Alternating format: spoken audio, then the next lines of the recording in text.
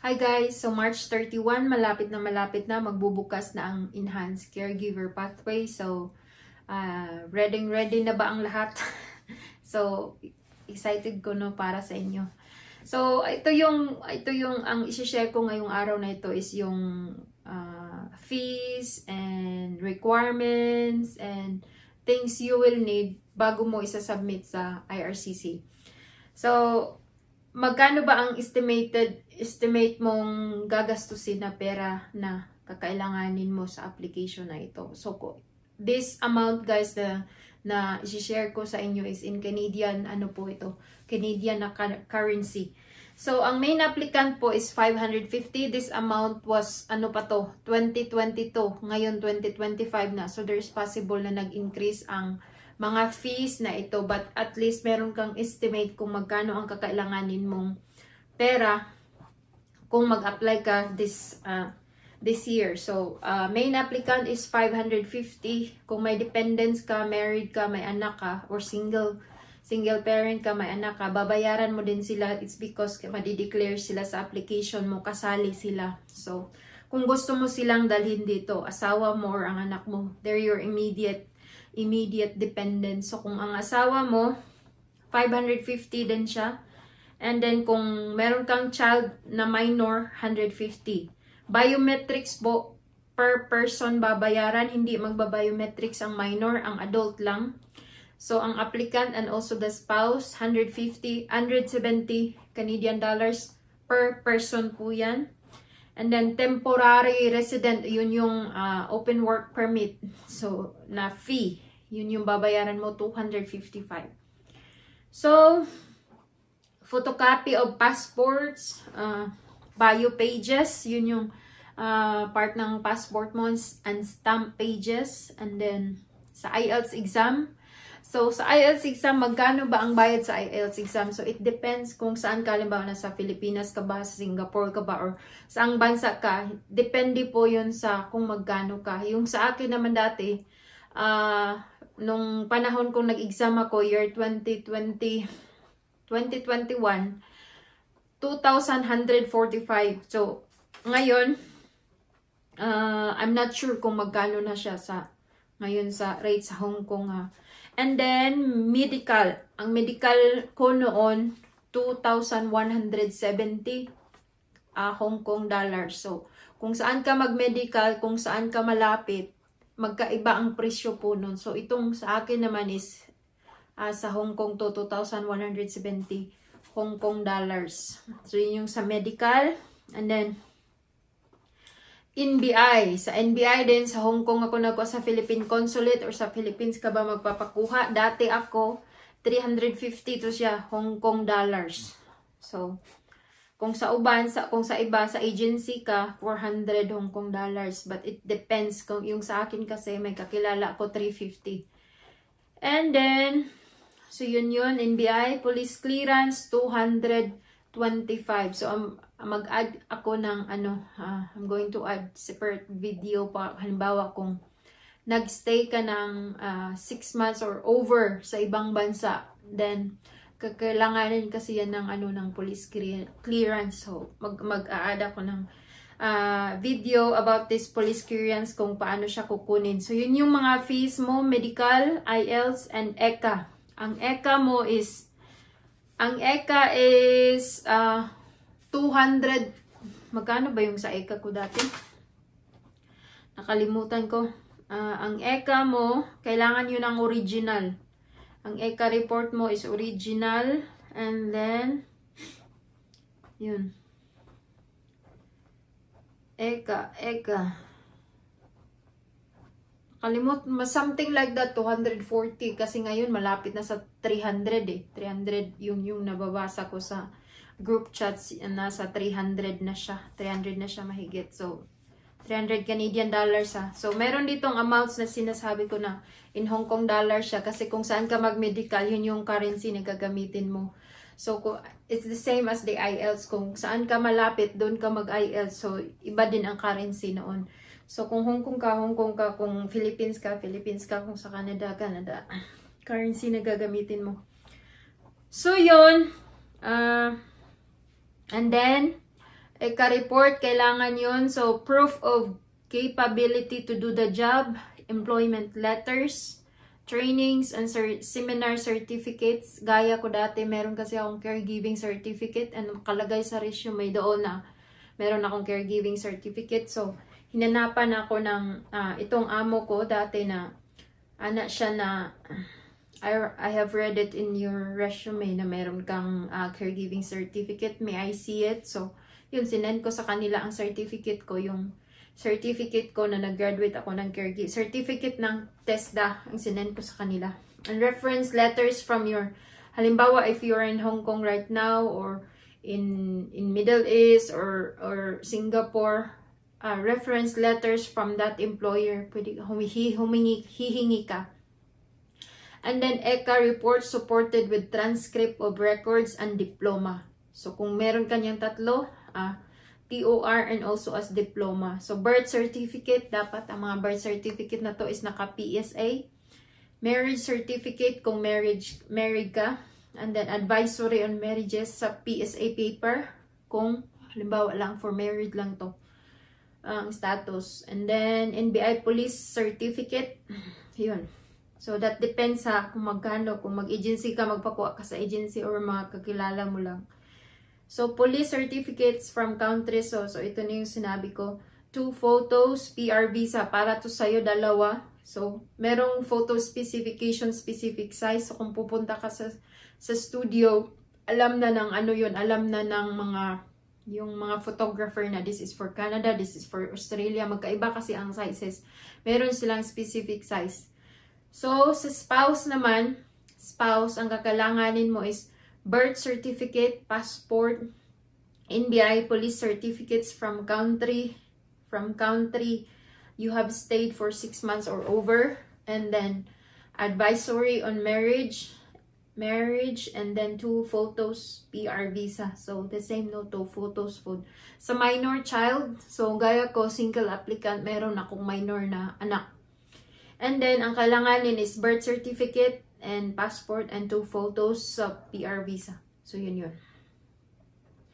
And then, so ano yung sa checklist mong kakailanganin mo, requirements sa katong So it's most likely ngayong sa inan kasi hindi ko nga alam, wala pang So yung sa naman, yung kailanganin mo yung generic application. So kailangan mo siyang generic application. Meron kasi akong video nito na yung form, kung anong meron doon sa form. So 00 IMM, ito yung immigration form 008 na ito yung generic application. Meron ako nitong separate video. And then application for work permit made outside Canada, ito yung IMM 1295.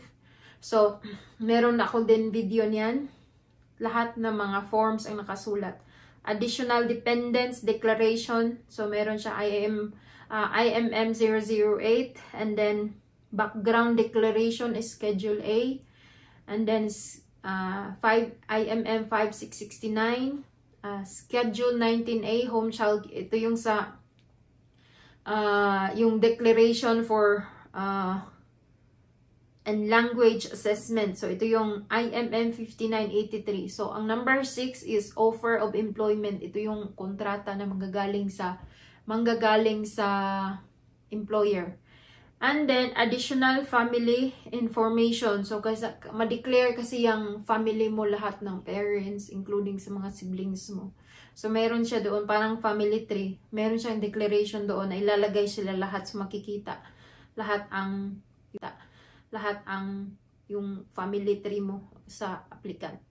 Supplementary information, IMM 5562, your travels form. So ito yung sinasabi na kung nagstay ka ng main applicant or yung spouse mo nagstay ng over 6 months or over, kailangan nyo ng police clearance kasi.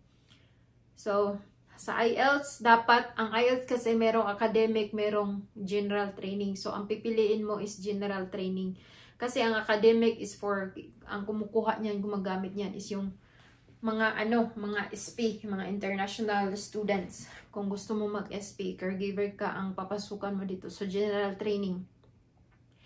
And then, dapat, ngayon dati, batch ko is CLB5, so ngayon CLB4 na lang. So, ECA report, education credentials, sent, kailangan tong sa West, meron akong video na kailangan mo i-download ang form doon. Ang form, kung hindi ikaw mismo ang magkukuha, you have to authorize someone. Gagawa ka ng authorization letter. Yung nasa West na form, fill-upan mo yon na signature ng, print mo, fill-upan mo, and then signature. And then, gagawa ka ng authorization letter kung hindi ikaw ang kukuha. I-send mo, picturean mo, i-send mo doon, or ipascan mo, and then i-email mo doon sa inauthorize mong tao, and then sila nang pupunta sa school. And then, ibibigay na yung request, and so as the authorization letter na ako si ano ang kukuha kay ganito, ganyan. And then, the school will process, and the school will give you yung inauthorize mong person, ibibigay nila yung envelope na selyado na. So, pag selyado na, wag na pong bubuksan, ipapadala na po yan sa, diretso sa LBC or DHL or kung anong FedEx ba, pwede. So, yun. Ang passport copy of employer sa Canada, so yun. And then, kasi, kung halimbawa nasa Hong Kong ka or Middle East currently, so kailangan mo ng reference letter from them sa specific period of that time nga nagstay ka and from the start. So, isubmit mo yung kontrata mo and also that is your supporting documents na nagstay ka for that duration of time. And then, dapat yung sa reference letter mo, I'm gonna add a separate video kung ano dapat ang nasa reference letter, ano dapat ang laman ng reference letter. So, ang reference letter dapat makalagay doon ang description of duties with address and contact numbers. And then, proof of education, certificate, diploma, or transcript of records. If married, ang husband mo, dependents, kailangan na nila mga birth certificate, yung sinabi ko kanina. And then, copies of passport lang. Okay na to, nandito na lahat. Nasabi ko na. And then, so yun yung mga fees talaga nabigay ko na. And then, halimbawa kung meron kang mga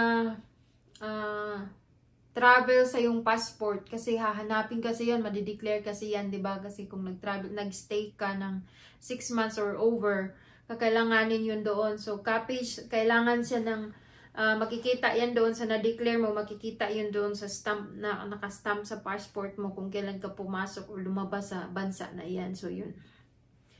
And then, so, yun na. Yes.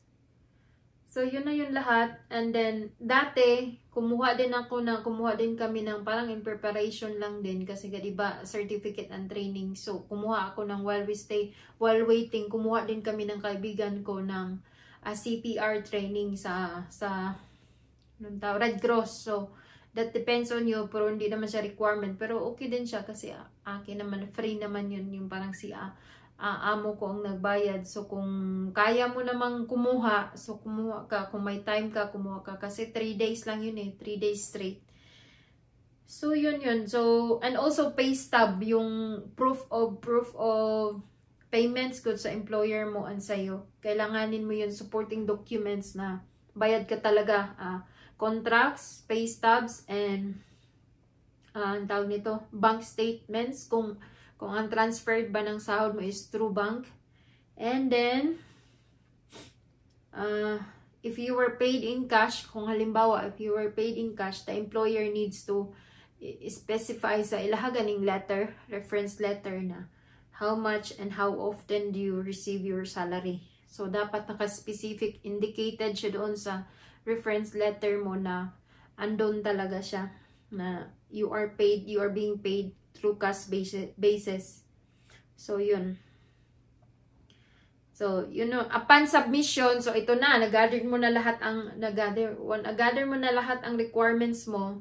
Meron ka ng employer, lahat ng requirements mo, ng anak mo, ng asawa mo. Pag na-intact mo na, nabayaran mo na ang Canada kasi ang resibo, meron kasing resibo, nabayaran mo yung biometric fees, yung open work permit fees, yung Yung lahat ng yun, nasa resibo kasi yun makikita. So, pag nabayaran mo na yun lahat, isasali yun doon sa compilation mo sa lahat na isisend mo kung mag-paper base ka, kung mag-online. Kasi meron namang alternative na ano. So, sa ngayon na bubuksan, so, bayad ka muna. So, isali mo ang resibo doon sa compilation mo. Pagkasali mo sa compilation mo, isisend mo na yan doon sa IRCC. Saka ka makakatanggap ng AOR, after AOR, mag-aantay ka ng medical request. Pagkatapos ng AOR, medical request. Pagkatapos mo ng medical request, after 3 days kasi yan, parang 3 days yung sa akin na naka-receive ako na 3 days or 1 month. Nakalimutan ko ng tagal na kasi. So, pagkatapos mo mag-medical, makaka-receive ka na medical pass sa email mo na pumasa ka na sa medical, tapos mag-a-appear niyan doon sa, pag meron ka ng meron ng mga letter na manggagaling sa immigration, i-ask ka na nga, pwede ka na mag-link ng online application mo, pwede ka nang pwede ka nang mag-link. So, kung hihingan ka ng biometric, so after AOR, parang kalimutan ko saan. Nauna yata ang biometric sa akin. Nauna, hiningan ako ng biometric first bago nag-medical. Yes. Oh. So, AOR, bago ang AOR, and then biometric. Biometric, ako lang ang adult kasi anak ko is minor pa. So, ang binayaran ko, ang PR, ang biometric. So, akin lang ang biometric. So, ang medical, magme-medical din ang minor, pero physical lang, walang blood extraction. So, kung 15 above, kung minor pa siya, wala siyang blood extraction. Hindi siya kasali doon sa pagkuha na ng dugo. Pero physical exam, meron siya. So, after medical, makaka-receive ka na ng eligibility. But the duration of, as to how long, hindi ko alam. Kasi depende siya. Nung nag-apply kasi ako, kasagsaga ng COVID. So, medyo matagal. Sobrang tagal talaga. 3 years yung application ko. So, pagkatapos ng eligibility letter, magkakatanggap ka na ng pre-arrival. Minsan magsasabay ang eligibility at saka pre-arrival services. Minsan itong letters na ito sasabay ng dating or magkasunod. Depende yan. So, eligible ka na, meron ka ng pre-arrival, preparation for you to move, or ito yung mga website na titingnan mo, ganyan. So, pagkatapos meron akong separate video dito, alam ko nakagawa na ako. So, yun, anong mga sunod-sunod mong aantayin pag nasubmit mo na sa IRCC. So, pag nasubmit mo na sa IRCC, hintayin mo lang ang AOR, sunod-sunod na yan. Hanggang sa magkakaroon ka na ng passport request. So, ang passport request is isend yan doon sa BFS visa, yung magpapastamp ka na ng visa. So, yun. Tataka na ng visa, so i-stamp na yan doon sa passport mo. Pag nakuha mo na yan, meron ka ng LOI, Letter of Introduction. So, yung Letter of Introduction, dapat bit-bit mo yan pag pasok mo sa airport kasi minsan titingnan yan ng officer. Tapos, yun na, bibili ka na ng ticket. So, ibig sabihin, pag may AOR ka na, may medical, biometric, pag pumasa ka na yan, malaki na ang posibilidad mo na yung maghahantay ka na lang ng eligible. So, kung pasado ka naman sa medical, pasado ka naman sa biometric, wala ka naman problema doon. So, maghahantay ka na lang ng eligibility letter na you're eligible to come into Canada para magtrabaho. So, yun. So far yun. Thank you.